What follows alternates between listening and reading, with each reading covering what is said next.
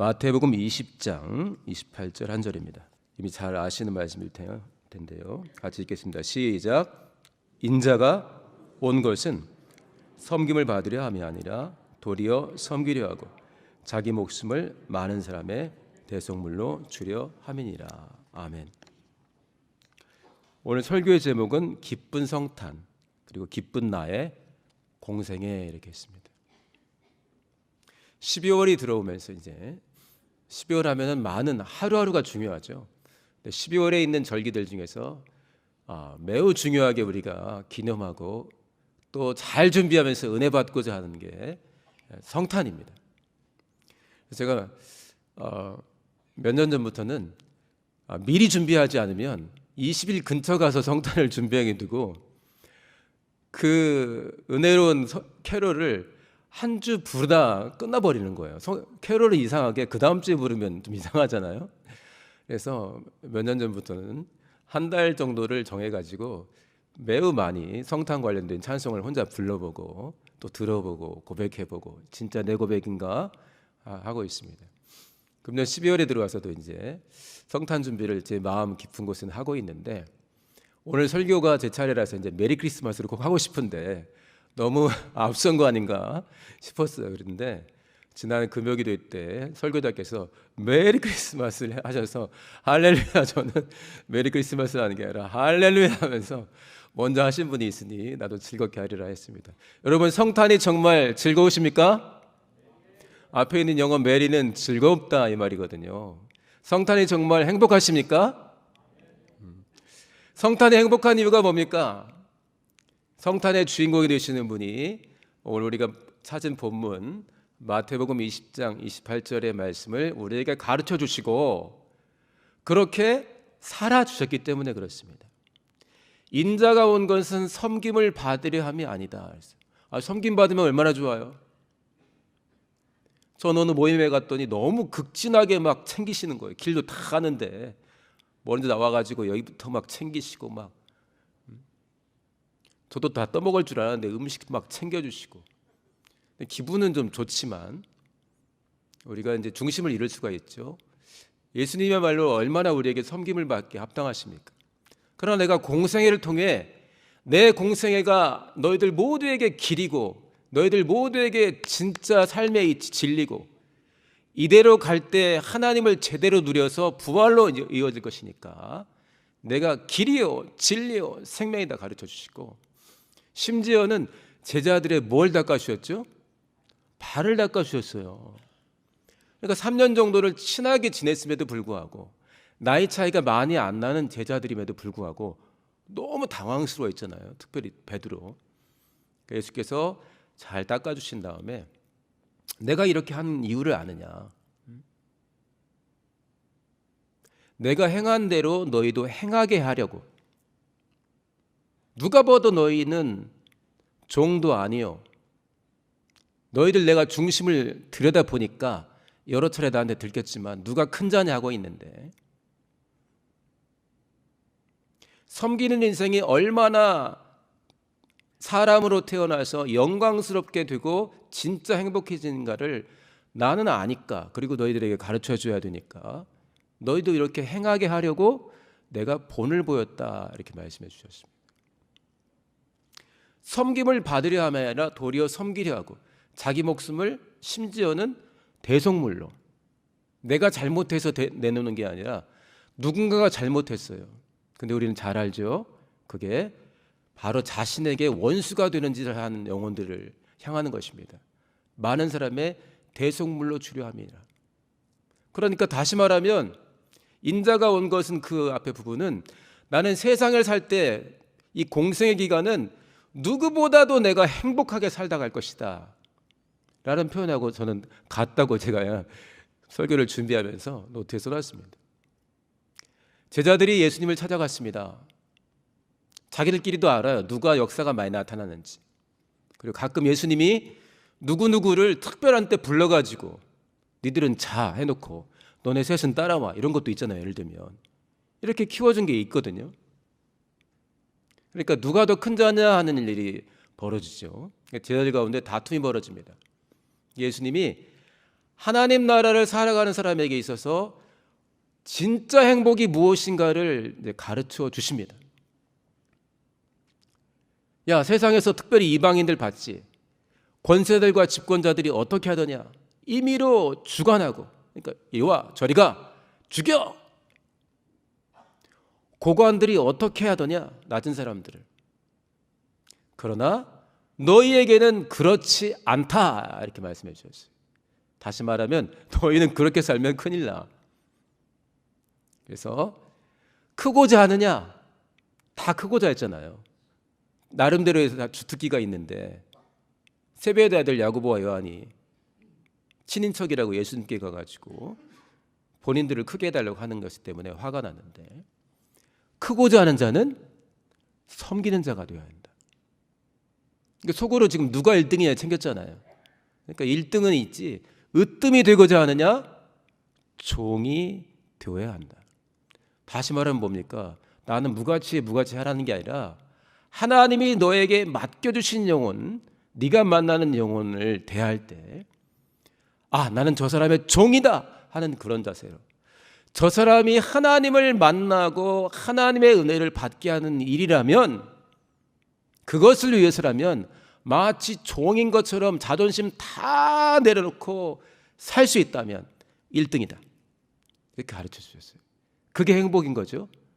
제자들의 마음속에는 예수님을 따라다니면서도 불구하고 저리가 이리가, 본인들한테는 자리 챙겨줘가지고 여기 앉으시죠 하는 것이 위로 올라가는 큰 자고 으뜸이 되는 자고 행복한 인생이라고 생각했는데, 예수님은 다르게 알려주십니다. 그게 맞잖아요. 그러면서 당신이 왜 이 땅에 왔고 무엇을 위해서 어떻게 살아가는지를 요약해서 설명해 주시는데, 인자에 온 것은 섬김을 받으려 함이 아니라 도리어 섬기려 하고, 그러니까 나는 큰 자가 되고 싶고 행복하게 살다 갈 것이다. 더 나아가 종 정도가 아니에요. 자기 목숨을 많은 사람의 대속물로 주려 함이니라. 할렐루야. 이 너무나 행복한 인생을 예수님은 그 짧은 공생애 동안 택하셨고, 우리에게 너희도 행하게 하려고 내가 본을 보인다 하셨고, 겟세마네를 통과할 때 얼마나 간절하게 부르짖었습니까? 제 아들은 다 졸고 있었지만 근처에서 누군가는 봤어요. 예수님이 땀 흘리며 기도하는 거예요. 나의 원대로 마옵시고 아버지의 원대로 되기를 원하나이다. 본인이 그렇게 당당하게 이 길을 아닙니다 하는 제자에게는 사탄아 하면까지 당당하게 확실하게 마음에 정해져 있었는데, 그러나 때가 임박하니까 우리 잘 알지 않습니까? 우리가 헌신할 때, 섬길 때, 하나님의 뜻을 이루어갈 때 어려울 때가 있지 않습니까? 항상 쉬운가요? 어려울 때가 있습니다. 그럼 어떻게 해야 되죠? 어려울 때는 뒤로 물러나는 게 아니라 그냥 가면 물러나는데 어떻게 해야죠? 하나님의 도움, 하나님의 능력과 지혜를 구해서 우리 안에 채워지면 우리는 그것으로 나의 원대로 마옵시고 아버지의 원대로 되기를 원하나이다 기도할 수가 있고, 이겼다 하면서 하나씩 이루어갈 수가 있는 겁니다. 우리 주님은 다 이루었다 하셨어요. 이렇게 대신 죽어주시고 아버지의 뜻을 우리에게 생생하게 보여주면서 다 이루신 분이 나신 것이기 때문에 우리는 이 성탄을 참 기뻐합니다. 할렐루야. 금년 성탄에서도 정말 은혜 많이 받으시고, 성탄이 내 안에서 하나님 좀 살아계시잖아요. 성탄은 이례적인 거지만 성탄은 매년 기념합니다. 올해 성탄에 특별한 은혜를 꼭 받으시기를 예수 이름으로 축복합니다. 109장 찬송을 했습니다. 주중에 참 많이 불러봤습니다. 거기 보면은 두 구절 정도 이야기할게요. 고요한 밤, 거룩한 밤, 어둠에 묻힌 밤. 그 다음에 뭐죠? 누가 앉아있죠? 주의 부모가 앉아있습니다. 제가 1년 전에도 이 109장 이야기는 잠깐 했습니다. 정확한, 원래 독일어로 된 찬송인데요, 정확한 그 표현은 뭐냐면 다들 잠들어 있다 이거예요.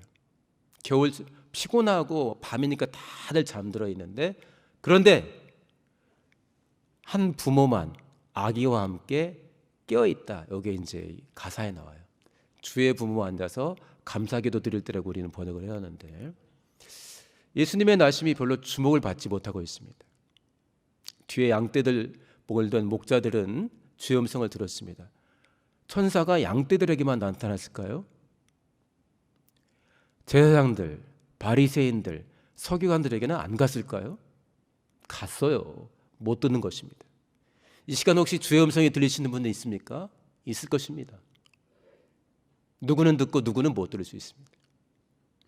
동방에서 많지 않은 수의 박사들이 또 별을 보고 오게 됩니다. 왕의 나심은 시끄럽지 않았습니다.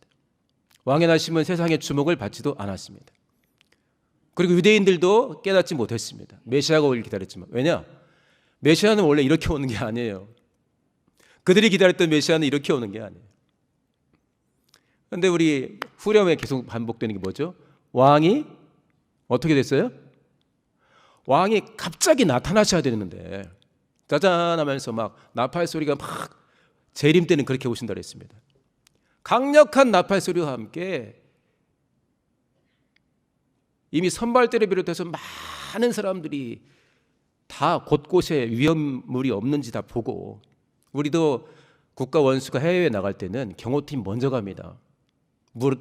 묵어야 될 숙소부터 동선 전부 체크하고, 특별하게 위험 요소는 없는지 전부 체크합니다. 세상의 넘버원이 아닐지라도. 사실은 예수께서 오실 때는 그렇게 시끌벅적하게 짜잔하고 나타나셔야 됩니다. 그런데 어떻게 해요? 왕이 나타나신 게 아니라 왕이 나셨어요. 짜잔하고 24살로 태어난 게 아니라 아기로 태어난 겁니다. 왕이 나셨도다. 우리가 익히 기억하고 있는 빌립보서의 말씀 보게 되면은, 그는 근본 하나님의 뭐죠? 본체시나. 자기를 어떻게 했어요? 꽉 채웠어요? 비웠어요? 자기를 비워 무슨 형체를 가했어요? 종, 사람의 모양으로 나타났다 했습니다. 어느 정도로 자기를 낮췄습니까? 지난주에 우리가 꿈꾸는 교회는 하면서 나왔던 항목들이 있는데, 비움, 낮춤, 직분의 등이 나왔죠. 엄마가 젖을 안 먹여주면 스스로는 생존이 불가한 생태로 태어났어요.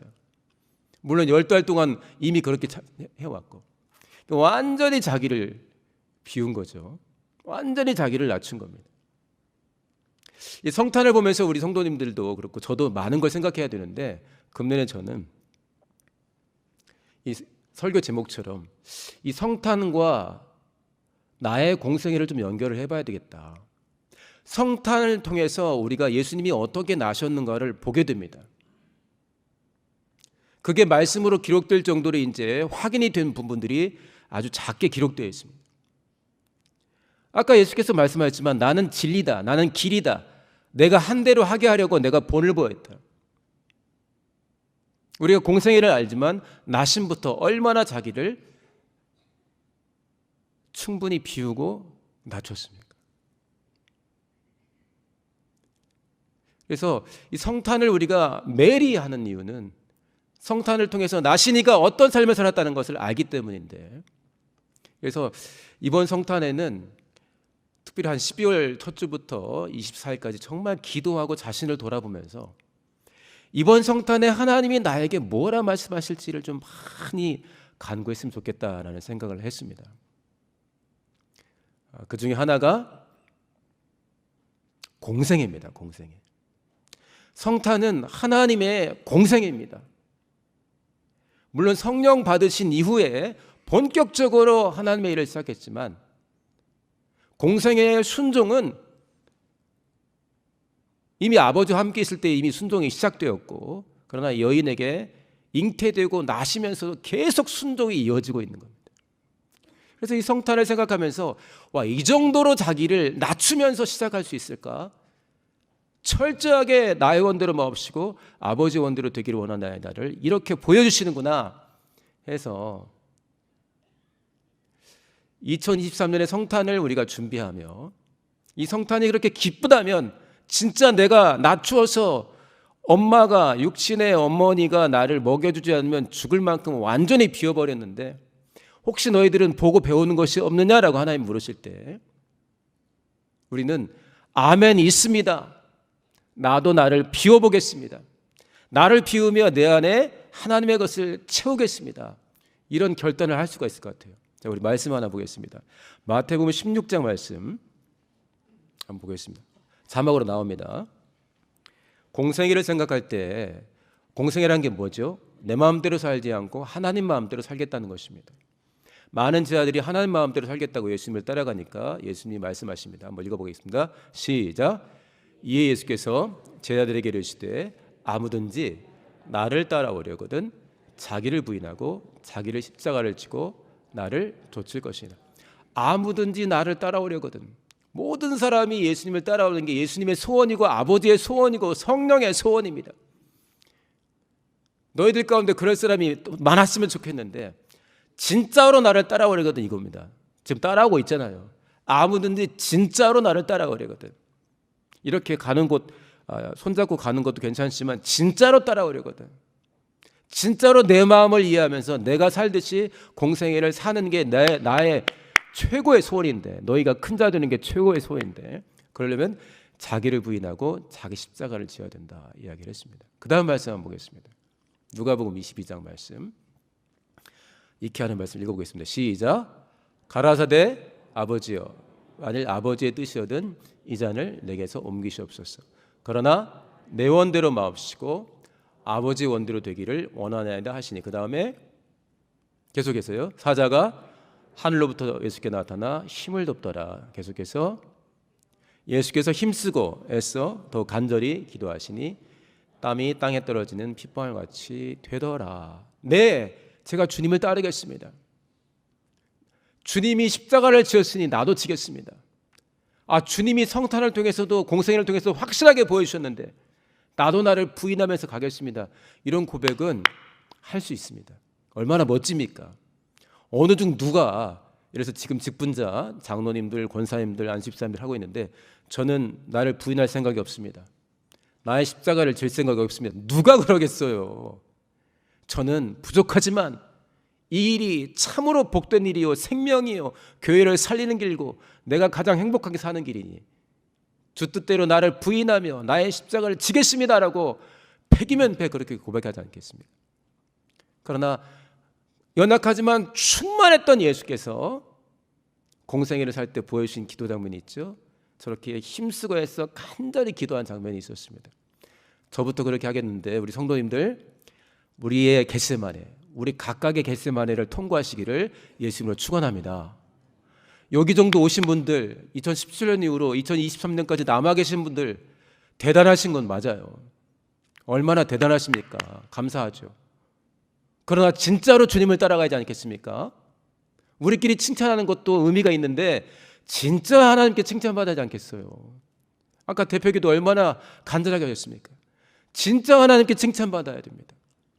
근데 하나님이 알려주신 게 있습니다. 자기의 공생애를 보여주셨고 성탄을 통해 보여주신 게 있고 너를 부인해야 되고 너의 십자가를 져야 된단다. 그리고 그게 쉽게 안 돼 하시면서 보여주셨어요. 참 신기해요. 제 아들 전부 다 자고 있는데 따라온 누군가가 봤단 말이에요. 힘쓰고 해서 더욱 간절히 기도하시니 땀이 땅에 떨어지는데 핏방울같이 되더라. 그 다음에 누군가는 또 천사를 봤죠. 예수님이 설명도 해주셨을 것입니다. 이렇게 하면서 공생애를 살아갑니다. 성탄이 즐겁다는 것은 예수님의 공생애를 내가 즐겁다고 받는 것인데 나의 공생애는 곧 너에게 은혜고 너도 따라가야 할 모범이며 내가 너에게 원하는 나의 명령이다. 이게 예수님이 우리에게 삶에 보여주신 공생애입니다. 성탄을 포함해서 예수님의 공생애는 우리에게 은혜입니다. 그게 복음이에요. 그리고 우리의 삶의 모범이고 참 잘하셨어요가 아니라 내가 그 길을 가겠습니다. 하나님이 원치 않는 게 아니라 나를 따르라 이렇게 말씀하셨거든요. 우리에게는 명령이 되는 겁니다. 할렐루야. 이렇게 마음을 쏟아서 진실하게 하나님을 가까이 하고 사랑하며 하나님이 원하시는 일들을 우리가 삶 속에서 실천해 나갈 때 하나님은 그걸 충성되다고 보통 표현합니다. 히브리서 2장에 예수님께 대해서 감히 충성스러운 대제사장이라고 했어요. 우리 가운데 있을 때 우리와 똑같은 몸을 가지셨다.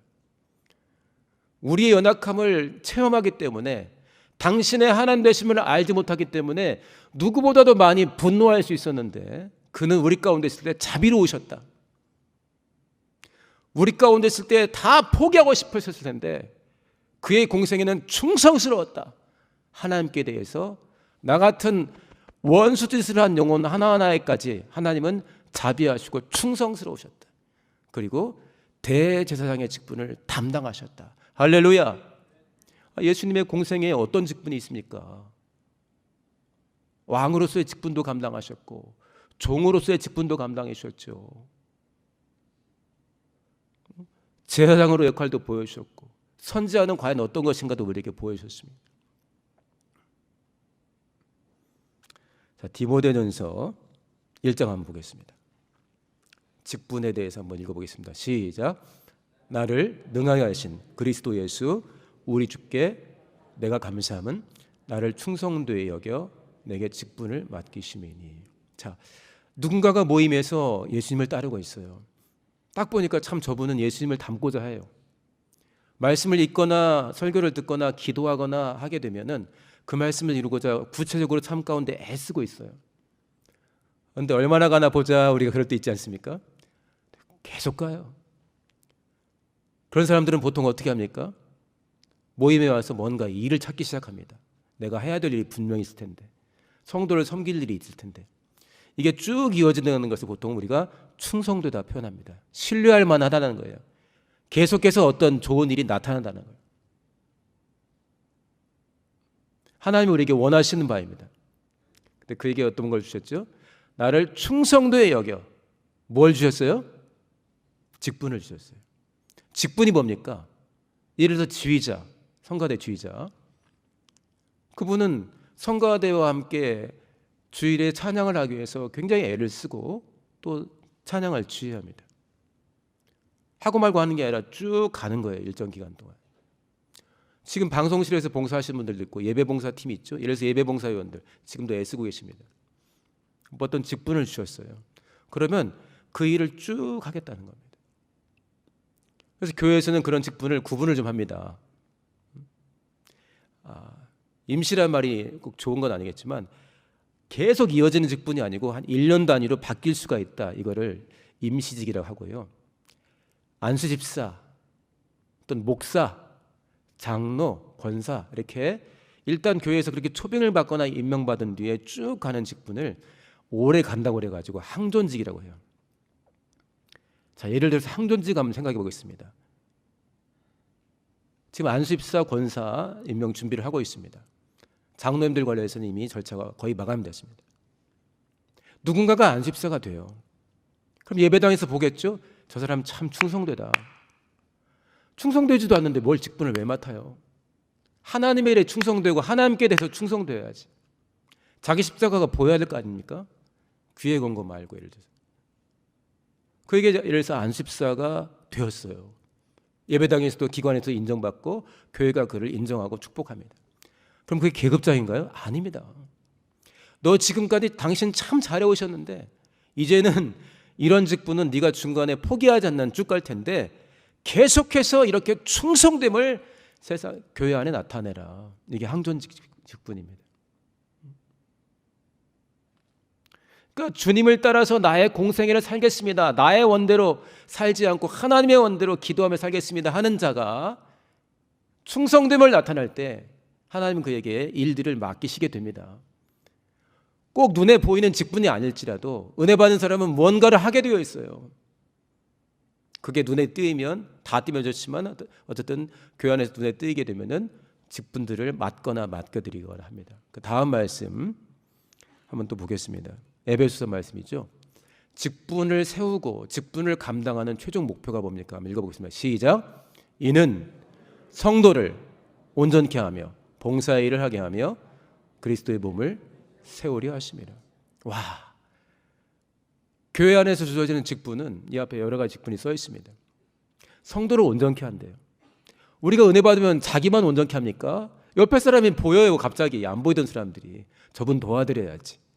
성경책을 못 찾으시네 도와드리기도 하고, 몸이 불편하신가 도와드리기도 하고, 내가 기도해드려야지 도와드리기도 하고, 자기 혼자 기도해도 되는데 기도 시간에 누가 졸고 있으면 막 같이 기도하고, 답답하다 하면 함께 울면서 기도해도 해주고, 섬기고, 때로는 음식도 사드리고, 성도를 온전케 하며 더 성장하게 도와드리며 예수를 닮도록 도와드리며, 그 다음에 그 사람이 자기 일만 챙기지 않고 다른 사람을 돌아보고 모임과 기관을, 예배당을, 교회를 돌아볼 수 있도록 봉사의 일이 마음에서 생기고 할 수 있도록 본도 보여주고 안내도 해주는 겁니다. 그래서 결국 어떻게 돼요? 누구의 몸을 세워요? 그리스도의 몸을 세운다는 것입니다. 공생애를 충성스럽게 실천하고 있는 사람에게는 일거리가 보일 수밖에 없습니다. 주님이 보여줄 것이기 때문에. 이런 또 충성스러운 자들 가운데 오랜 동안 직분을 감당할 자도 생기고 단기간 직분을 감당할 자도 생기는데, 직분이 뭡니까? 천국에서 큰 자가 되는 섬기는 일이, 너 참 잘했는데 지속적으로 해라. 그 말은 뭐예요? 너 쭉 행복해지고 더 계속 하나님 나라에서 높은 사람 되라는 겁니다. 계급장이 아니라. 이게 직분입니다. 할렐루야. 자, 요약을 하겠습니다. 성탄을 우리가 메리 크리스마스, 누구도 배드 크리스마스 하진 않아요. 누구도, 모든 사람이 메리 크리스마스, 슬픈 일이 있다 할지라도 하나님이 오심에 대해서는 메리 크리스마스 합니다. 그런데 2023년에 우리는 성탄을 통해서 나에게 주시는 어떤 말씀을 받아야 될까요? 한동안 충만한 사람들이라고 되어 있던 사람들, 예를 들면 우리 청교도들, 성탄을 안 지켰습니다. 왜냐? 예수의 오심은 너무 좋은데 성탄절은 그야말로 너무나 비성경적이고, 그날 사람들이 먹고 마시는 걸 보니까 하나님 앞에 무릎 꿇는 게 아니라 지 마음대로 놀고 먹는 거예요. 선물도 주고받긴 하는데 그 자체로 나쁜 건 아니지만 예수님이 빠져 있는 거예요. 그래서 청교도들은 정말 오랫동안 지키지 않았습니다. 성탄절은 우리는 예수님을 따라갈 텐데 성탄절은 안 지킨다. 그러나 그 뒤에 성탄의 참 의미를 회복한다는 의미에서 다시 지키고 있습니다. 지금 전 세계적으로 성탄절을 지키고 있습니다. 아까 우리 109장 찬양할 때 예수님의 나심을 알아본 사람 적었죠. 이 설교 끝나고는 111장을 하려고 합니다. 거기는 하나님께 우리가 선물을 진짜 잘 준비해가지고 드리자. 동방 박사가 성탄에, 첫 번째 성탄에 선물 드린 거 말고 이제는 우리가 그가 누군지 알았으니 우리의 선물을 준비해서 그에게 좀 선물을 드리자. 이 성탄 때 하나님이 정말 원하시는 선물 드리자. 가사 중에 진리는 오묘함에 이런 게 있습니다. 이게 선물을 준비하는 거 너무 좋은데 선물을 예쁘게 포장하고 장식할 때 최고의 장식은 진리다 그랬어요. 왕께 드리니까 정말 예뻐 보이는 선물을 가져오는데 포장이라든지 장식은 확실하게 진리로 되어야 된다. 사랑은 성결해. 네가 준비할 하나님께 드리는 선물의 최고의 가치, 상등품이냐 좋지 않은 거냐를 알 수 있는 거는 거기에 사랑이 담겼냐 안 담겼냐 본다는 거예요. 그래서 기쁜 성탄, 기쁜 나의 공생애. 공생애를 살아가려는 마음, 은혜를 주신 하나님께 나를 드립니다 하는 캐롤 중에 그런 내용은 별로 없는데 이 111장 캐롤에는 그런 내용이 좀 담겨 있습니다. 좀 이따 불러보겠습니다. 자, 그림 몇 가지 보여드리고 기도하겠습니다. 한번 보겠습니다. 렘브란트라는 화가 17세기에 유명했죠. 굉장히 신앙이 투철했습니다. 경배하는 목자들, 영어로는 Adoration of the Shepherd 이렇게 되어 있습니다. 그 예수님을 찾아온 목자들이 있잖아요. 그러니까 이 주제는 워낙 유명한 주제이기 때문에 이 주제로 그려진 그림이 굉장히 많습니다. 한번 보세요. 선명하게는 안 보이네요. 찾아봤습니다. 그 다음 볼까요? 또 다른 화가죠. 이제 까라바조르는 좀 다르게 표현을 했습니다. 이제 자기 예수의 모친이 앉아 있고 막 목자들이 와가지고 막 살펴보죠. 그 다음 볼까요? 이건 좀 더 뒤에 똑같은 작가인데 보러 왔는데 아이 엄마가 자고 있어요. 그러니까 깨우지도 못하고 잘 좀 보고 싶은데 이러고 보고 있는 장면입니다. 소수가 찾아오죠. 그 다음 볼까요? 자, 이전에도 우리 설교 때도 나왔습니다. 누가복음에 나오는 성전의 시므온, 메시아가 오실 것을 굉장히 기다렸다가 드디어 성전에 예배하러 온 마리아와 요셉을 만났습니다. 모든 사람이 마리아와 요셉을 알아보지 못했습니다. 알아본 사람도 있었겠지만 굉장히 소수, 그 중에 하나가 시몬입니다. 그 다음 볼까요? 똑같은 화가 렘브란트가 그랬는데 시몬과 안나는 굉장히 금식하면서 주의 때를 기다리지 않았습니까? 마찬가지입니다. 소수가 그렇게 보고 있습니다. 그 다음 한번 볼까요? 그 다음 장면을 먼저 보여주세요. 그 다음 장면. 김기창 화백이라고 예수 믿는 분인데 저게 이제 조선시대의 개념으로 써놓은 거예요. 똑같이 마리아와 요셉은 있습니다. 오른쪽에 갓 쓰고 있는 게 요셉이고요. 그다음에 두르고 있는 게 마리아. 그다음에 동네 사람들 지금 마국간이고 그다음에 목자들이 온 겁니다. 막 이제 그 전 장면 한번 보여요. 전 장면. 자, 이거는 소문을 들었겠죠. 이제 똑같은 곳이고 똑같이 갓을 쓰고 있는 분이 있는데 누구들이 왔어요? 동네 여인들이 왔습니다. 만약에 우리나라에서 성탄이 생겼으면 어땠을까 하는 거죠. 왼쪽 보세요. 왼쪽에 이제 몸을 풀면 뭐가 필요한지 보니까 산모 먹을 것도 가져오고 어떤 분은 잔뜩 머리에 이고 오고 있습니다. 됐습니다. 자, 이건 뭐죠? 새벽 2시 영웅들 뭘까요? 예수님이 왕으로 오실 때 누구도 주목하지 않았습니다.